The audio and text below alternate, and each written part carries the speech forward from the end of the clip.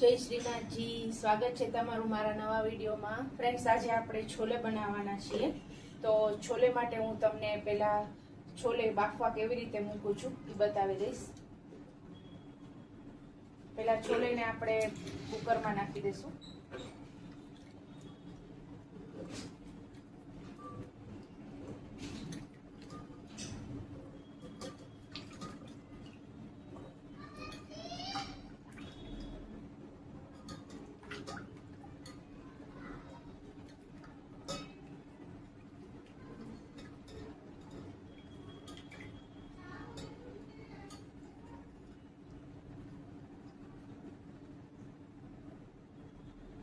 છોલેને કુકરમાં નાખી દીધા છે।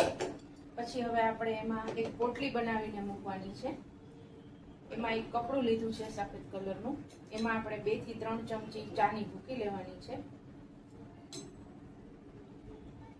ચાની ભૂકી નાખીને ફ્રેન્ડ્સ છોલે બનાવવાથી બજાર જેવો કલર આવે છે અને તમને એનો ટેસ્ટ સારો આવે છે। હવે એમાં આપણે 2 તજના ટુકડા નાખશું, 1 એલચો નાખશું, 2 લવિંગ નાખશું અને 3 થી 4 તીખા નાખી દઈશું।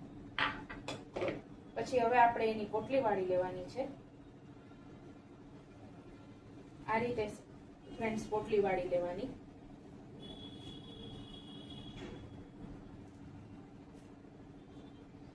એની અંદર નાખી દેવાની છે અને સાથે એક તમાલપત્ર નાખવાનું છે। છોલે ડૂબે એટલું પાણી નાખી દેવાનું છે।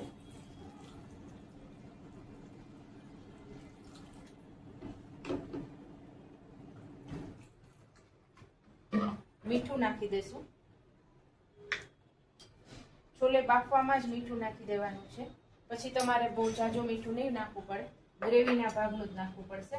ફ્રેન્ડ્સ, હું આ વિકીપીડિયાના બેકિંગ સોડા વાપરું છું, સારા આવે છે। બેકિંગ સોડા નાખી દઈશું।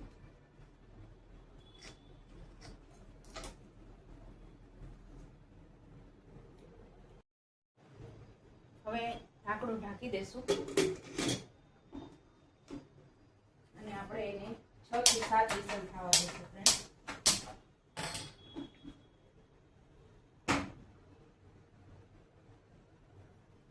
હવે આપણે એને 6 થી 7 વિસલ થવા દેવાની છે। તો ફ્રેન્ડ્સ, આપણે હવે લોટ બાંધી લઈશું।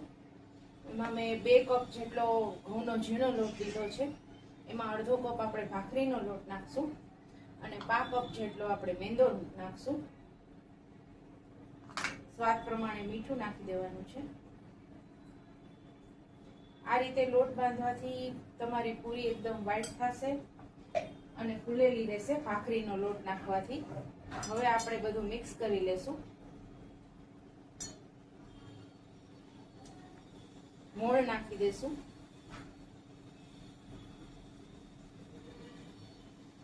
3 થી 4 ચમચી મોણ નાખવાનું છે। એકદમ મિક્સ કરશું।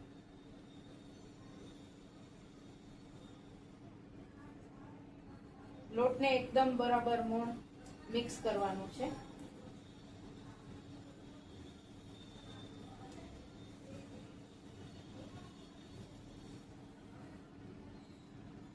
લોટ બાંધતા જશું।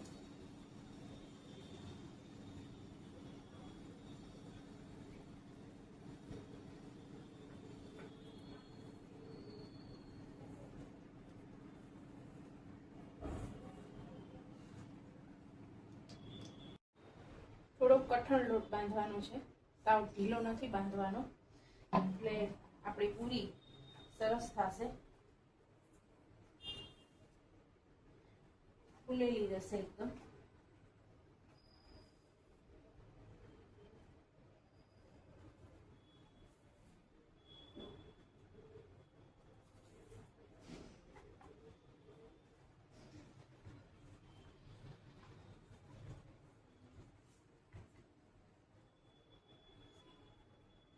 જુઓ ફ્રેન્ડ્સ, આવી રીતે કઠણ લોટ બાંધવાનો છે। ફ્રેન્ડ્સ, તો હવે આપણે ગ્રેવી બનાવી લઈશું।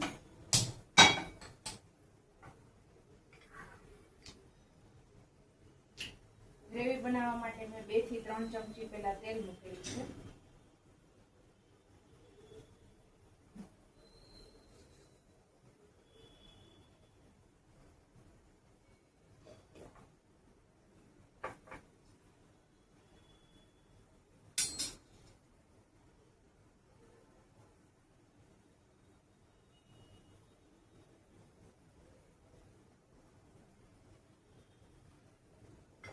ડુંગળી સાતળી લેશું. ડુંગળી મેં આવી રીતે કાપેલી છે, લાંબી લાંબી જ. એટલે પહેલા ડુંગળી સાતળી લેશું.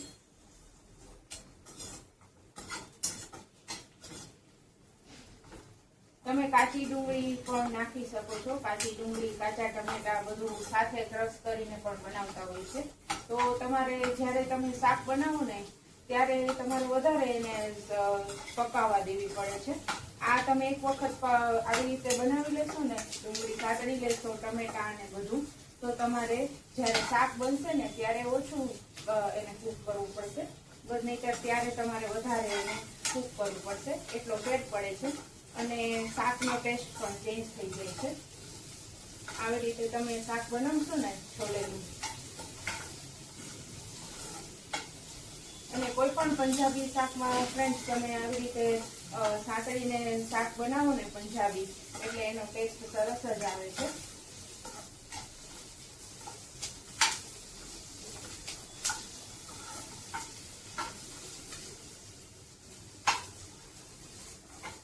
ડુંગળીને સાતળી લેવાની છે આવી રીતે.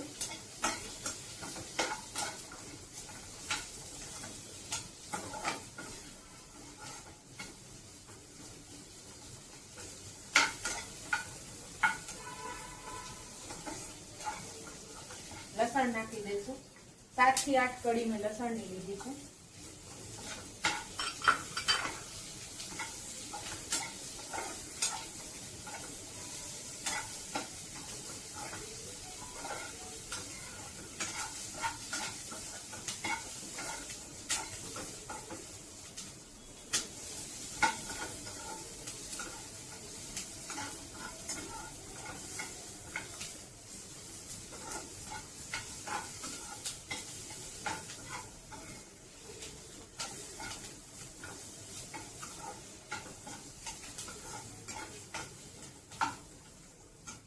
આદુ મરચાં નાખી દેશું.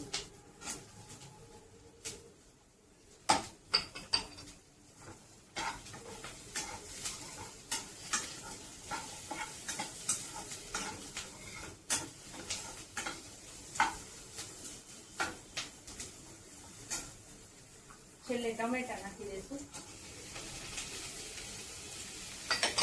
ટમેટાને પણ મેં મોટા મોટા સુધારેલા છે, આવી રીતે લાંબા લાંબા, ઝડપથી ચડી જાય છે.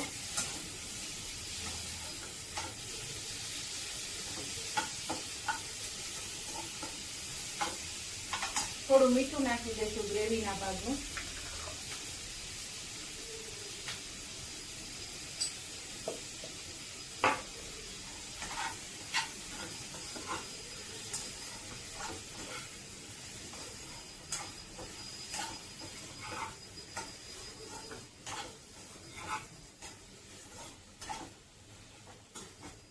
ટમેટા ગળી ન જાય ત્યાં સુધી આપણે ચડવા દેશું. ટમેટાને થોડા ગળવા દેવાના છે. ત્યાં સુધી આપણે ધીમા ગેસે ગ્રેવીને ચડવા દેવાની છે. આ બધી વસ્તુને ધીમા તાપે રાખી દઈશું. ફ્રેન્ડ્સ, મેં ગ્રેવીને ધીમા તાપે ઢાંકણ નાખી અને ચડવા મૂકી દીધી છે. આપણી ગ્રેવી ચડે છે. હજી 5-1 મિનિટ ચડતા થશે. સમય ચડતી હશે ને ગ્રેવી, ત્યાં તમને એટલી સરસ સુગંધ આવશે. જો આપણું આ ટમેટું છે ને સોફ્ટ થઈ ગયું છે, તમને બતાવી દઉં. જો આ ટમેટું આપણું સોફ્ટ થઈ ગયું છે. આવી રીતે તમારે ગ્રેવીને ચડવા દેવાની છે. હજી હું 1 કે 2 મિનિટ થવા દઉં છું. પછી આપણે ઠંડી કરી અને પછી એને ક્રશ કરશું. એને રાખી દેવાની છે. ત્યાં ફ્રેન્ડ્સ આપણે એક મસાલો બનાવી લઈ છે, આપણે વઘારમાં નાખવાનો છે. એના માટે મેં કિચન કિંગ મસાલો લીધો છે. 2 ચમચી 1.5 ચમચી જેવો ઈ લઈશું. કિચન કિંગ મસાલો ગ્રેવીમાં નાખવા માટે. મરચું લેશું. 2 ચમચી મરચું લીધું છે. 5 ચમચી હળદર લીધી છે. 2 ચમચી ધાણા જીરું લીધું છે.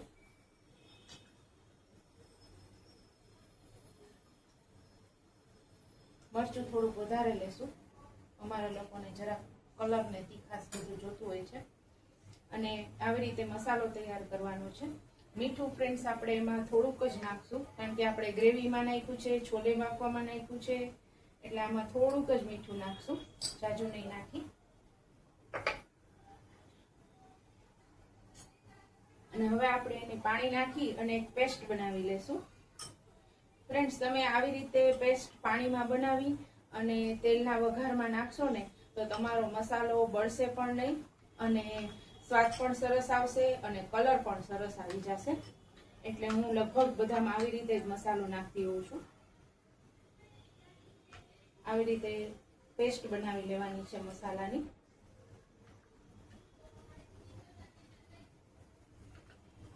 થોડી પતલી રાખવાની, કારણ કે થોડી વાર જો પડ્યો રહેશે ને તો જામી જશે.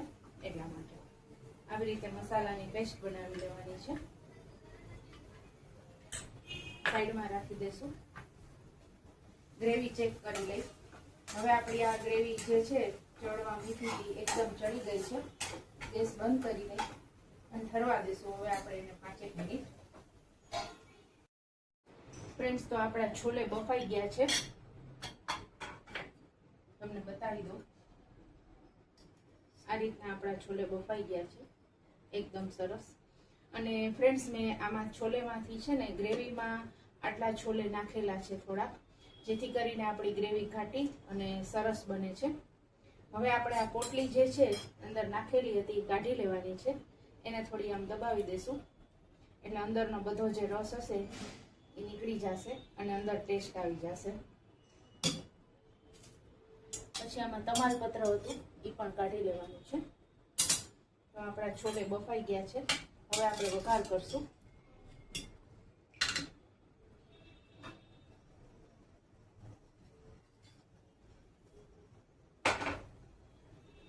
એના માટે મેં 3 થી 4 ચમચી તેલ મૂકેલું છે.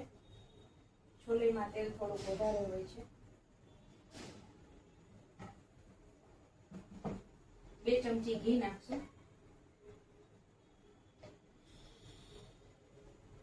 એનાથી ટેસ્ટ સરસ આવે છે છોલેમાં.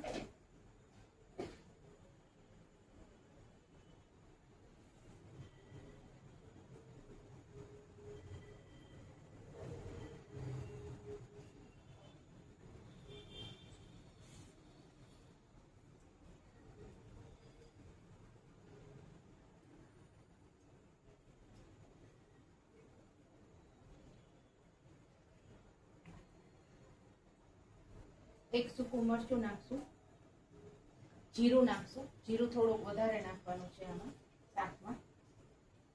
આ શાકમાં ખાલી જીરાનો જ વઘાર હોય છે, રાઈનો વઘાર નથી હોતો.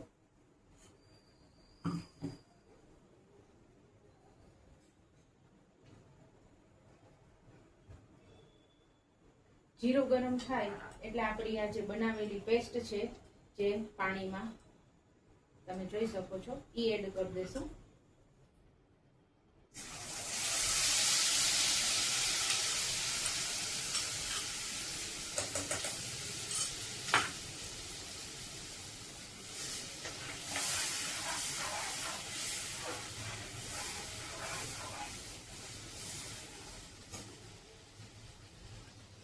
ફ્રેન્ડ્સ, તમે જોઈ શકો છો કે કેટલો સરસ કલર લાગે છે. આનો દેખાવ ને સ્વાદ ને બધું અલગ જ આવે છે. બહુ સરસ આનો ટેસ્ટ લાગે છે અને કલર પણ તેલમાં નાખી દીધું હોવાથી મસાલો એનો સ્વાદ બહુ સરસ આવે છે, કલર સરસ આવે છે.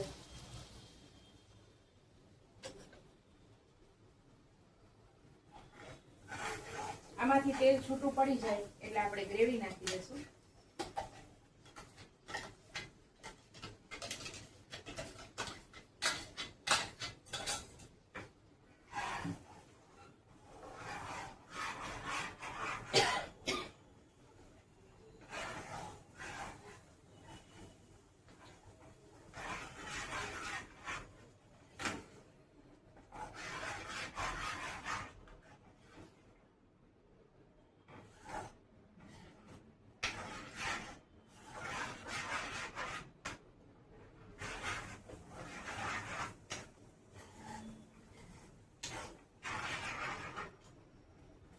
ફ્રેન્ડ્સ, તમારે જો ગ્રેવી મેં તમને જેમ કીધી એમ બનાવી લીધી હોય તો તમારે બહુ ઝાઝી વાર ઉકળવા નહીં દેવી પડે.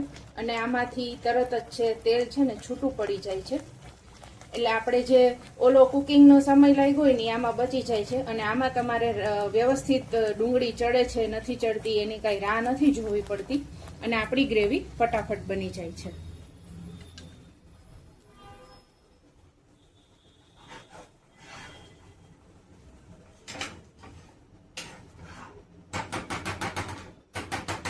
ફ્રેન્ડ્સ, હવે છોલે એડ કરી દેશું.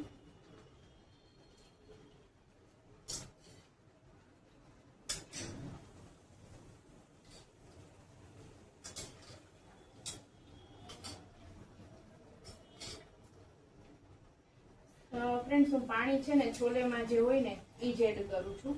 અને નહીતર એ છે ને તમારે પાણી નાખવું હોય ને તો હંમેશા કોઈ પણ સબ્જીમાં સહેજ ગરમ પાણી જ નાખવાનું. એનાથી શાકનો કલર અને ટેક્સચર બધું સારું રહે છે. એટલે હું જ્યારે પણ કોઈ પણ વસ્તુમાં ઉપરથી પાણી નાખવાનું થાય ને ત્યારે ગરમ પાણી જ નાખવાનું.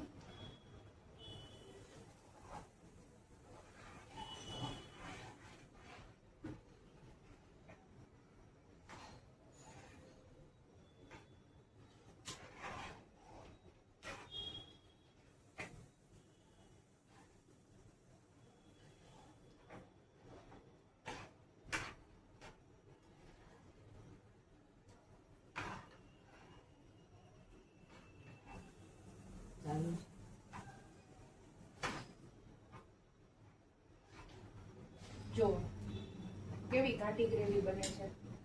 હવે આપણે ફ્રેન્ડ્સ આમાં થોડી કસૂરી મેથી નાખી દઈશું. કસૂરી મેથીનો ટેસ્ટ છોલેમાં બહુ જ સરસ આવે છે.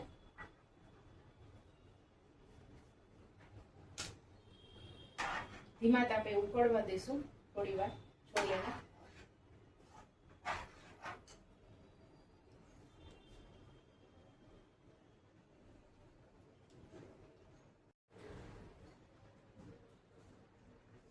ફ્રેન્ડ્સ, તો આપણા છોલે થઈ ગયા છે. જો તમે જોઈ શકો છો.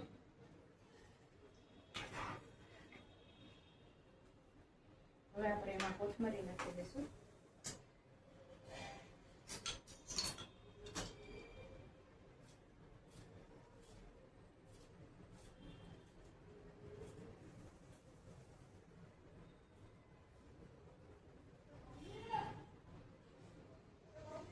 આપણા છોલે રેડી છે.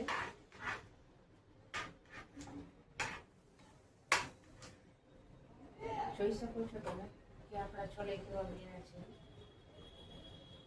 આવી રીતે તમે એક વખત છોલે બનાવવાની ટ્રાય કરજો મારી રેસીપીથી.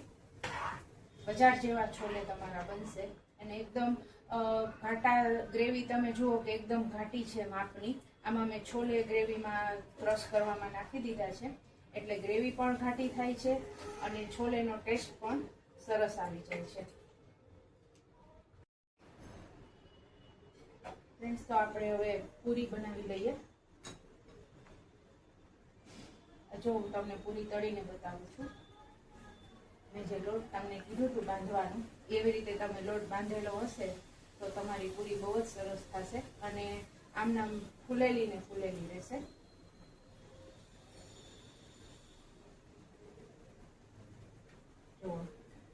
છે ને ફૂલેલી ને એકદમ વ્હાઈટ થાય છે. આપણે થોડોક જ મેંદાનો લોટ નાખ્યો છે છતાં પણ પૂરીનો કલર એટલો સરસ થાય છે.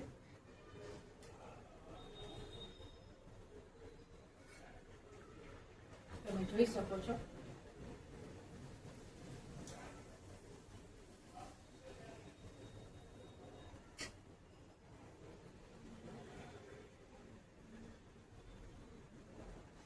ફ્રેન્ડ્સ, તો આપણી બધી પૂરી બની ગઈ છે. તમે જોઈ શકો છો.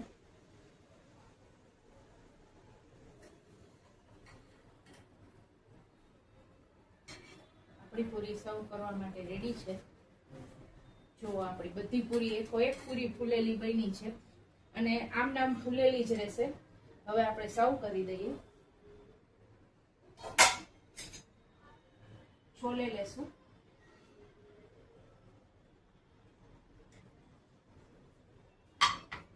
એની સાથે પૂરી, છોલે, પૂરી, ડુંગળી અને મિક્સ પિકલ સાથે આપણી આજની રેસીપી રેડી છે. Thanks for watching. જય શ્રીનાથજી.